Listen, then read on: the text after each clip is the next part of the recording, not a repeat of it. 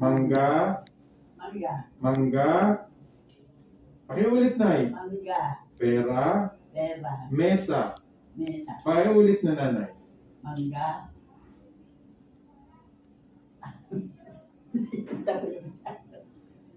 Mangga, mesa, pera. Mangga, mesa, pera. O yan, mamaya alalahanin natin ha. Ano inulit, Nay?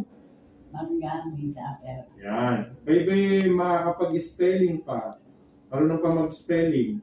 Ay, ako yung nalimutan ko ng spelling. Sige nga, spellingin niyo yung salitang mundo. Baka naman kaya pa. Mundo. Mundo. M-U-N-D-O. Yan. Pabaliktad, Nanay. Pabaliktad. Mundo. D-O. D.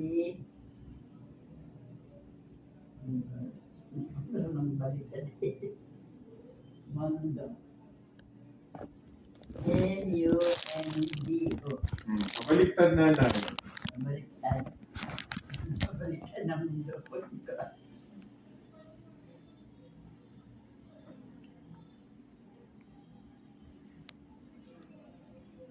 Ano, Nay?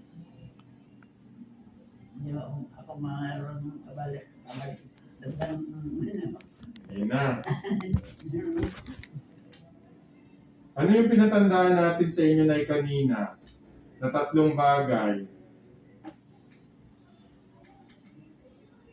Yung kanina, yung bago kayo pinaspelling. Yung tatlong bagay, Nanay. Ano ba yun? Ang bagay na. Ito nyo, wala pa sa minuto. So, ganito yan. Ako po, Dok, ay sadyang malilimutin. Hindi pa ako nagkakasakit ng ganito.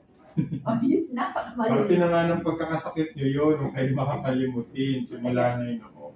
Matagal na akong malilimutin. Kaya nga, I don't believe na 2 years lang itong ganitong sakit ni Nanay. Ano po kasi yun, Dok? Hindi talaga yun sa akin nakatira. Kaya di nyo alam. Dinala sa akin. Oo.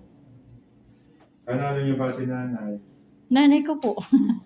Kasi kayo daw nanay niya eh. Ate nga ang tawag sa akin yan eh. Opo.